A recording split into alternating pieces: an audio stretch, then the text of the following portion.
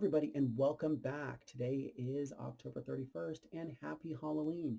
For all those that are going to have little trick-or-treaters out there, hope we have a safe and healthy Halloween. My daughter is going to go out and trick-or-treat. It's going to be the first year she's going to go out independent with some friends because, Dad wants to go with her. But she's going to go out there and have some great fun. We do put candy out. We're not the ones that actually have them come and answer the door. We typically have the trick-or-treaters get the candy that we put out on a table. Right now I've got a fan blowing here in my office because it is freezing, but it's getting super warm. So let's go ahead and shut that down.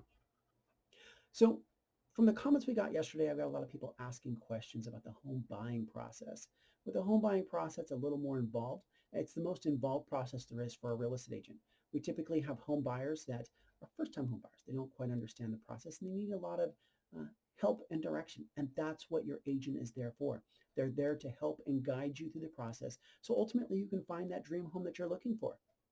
And just understand that in that process, buyers will typically take a look at a home and they'll think that this is the greatest home I've ever seen, but they want to make a decision. They'll say, hey, you know what? I want to look at some more houses. I want to continue looking because I don't know if this one fits my needs. And what happens is you miss out on that property and it's gone.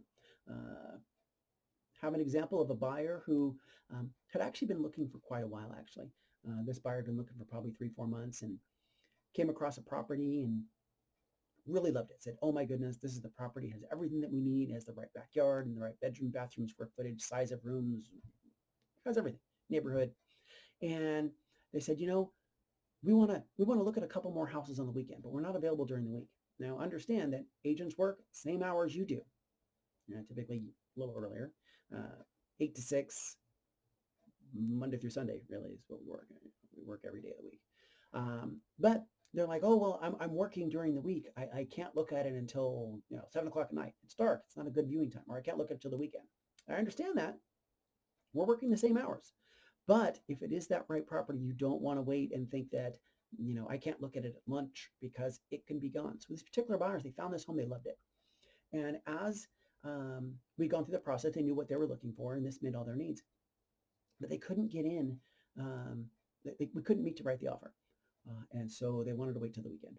And I got in touch with the agent and said, hey, I have a potential buyer, just to put us on the radar. So if there was something that did come up, we would get the opportunity to still make our offer and not miss out. Well, that's not a guarantee. Not a guarantee in any way. And as it came to Saturday when we were going to meet to write the offer, the home went into contract on Friday night. Buyers were pissed. They were really upset. There was nothing I could do about it. There's nothing I could do to fix that. It's not an agent's fault. The seller got an offer that met their needs and they decided to move forward with it. And that's entirely their right. But just understand that you as a buyer do not want to hold up and delay if there is a property that meets your needs. Prime example I give buyers. I always like to give analogies or anecdotes or whatever you want to call it. If you know the correct term, just put it below and I'll use the correct term. But I tell buyers I love husband and wives because it works perfectly for them. And they're like, well, I don't know if this is the right property. I want to continue to look. And I usually talk to the husband because that's where it works the best. And I go, Mr. Husband, I have a question for you. I go, when you met your lovely wife here, did you feel you needed to continue looking? And they'll go, oh, no, that's not it. And the wife gets this big grin on her face. I said, well, when you find what you know you need, then you need to make the decision and move forward on it. Don't feel as if you missed out, as if there was another property that could have been better or another. Eventually you're going to know. You're going to know what the process, you're going to know what it is that you're looking for and what it is that's going to work for you. So the first step in the process that you really need to take is you need to go talk to a lender. Please don't use those online calculators to tell you, well, I went online and it says I can do this much a month. Garbage, total garbage. When you're putting together your finances, there's what's called PITA, P-I-T-I. And that is principal, interest, tax, insurance, and there's a HOA, pops up everywhere. So you need to calculate all of those, principal, interest, tax, insurance, and HOA, to find out what your monthly payment's going to be. Now, those online calculators assume that you are the top tier credit worthy buyer. And everybody has things on their credit. Everybody does. And you may not qualify for the number that you're looking for. Prime example, you're saying, hey, I'm looking at $100,000 properties. You find a $800,000 property that you like, you want to make an offer, you go get your loan, and you don't qualify. You qualify for 700, or you do qualify for 800, but you don't like the payment at 800. You're like, oh, that's more than I expected. So you need to talk to a lender. There are many types of lenders out there. There's what we call brick and mortar, Bank of America, Citi, Chase, Wells, brick and mortar. And then you have your mortgage brokers. Now, the example I give, which may not be the perfect example for our lenders that are out there, but the example I give between the two is brick and mortar is like going to the mall and you're looking for a specific pair of shoes. We'll say Jimmy Choo. We'll use those as an example. And it's like going to Macy's. Now, whatever Macy's sells is the type of Jimmy Choo shoes you can get. They do sell shoes. They sell all kinds of shoes, different kinds of shoes, different colors, different sizes, different styles. But those are your selection. Now, with a mortgage broker, it's like going into the mall.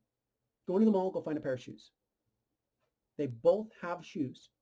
They just have different availability. Now, if you bank with a specific bank, you bank with Bank of America, they're going to probably give you the best options and rates because you have an established relationship with them.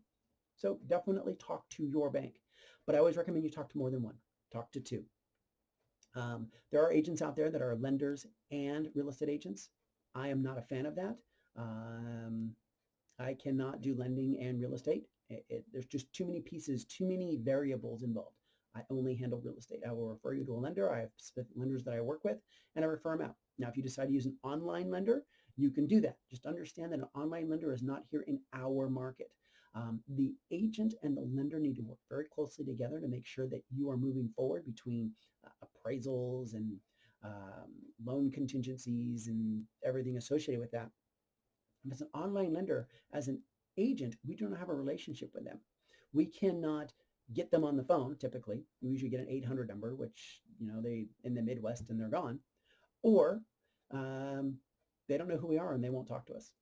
We're trying to get something for you. The listing agent's asking for something, or you need something and you can't get a hold of them. I can't get a hold of them either. And with time frames of contingencies, it doesn't work very well. If you choose to use them, you can do that. Just understand that there's going to be more involved. So the first step is you want to get a pre-approval letter. Pre-approved, not pre-qualified, pre-approved. Pre-approved means the lender has actually run your information.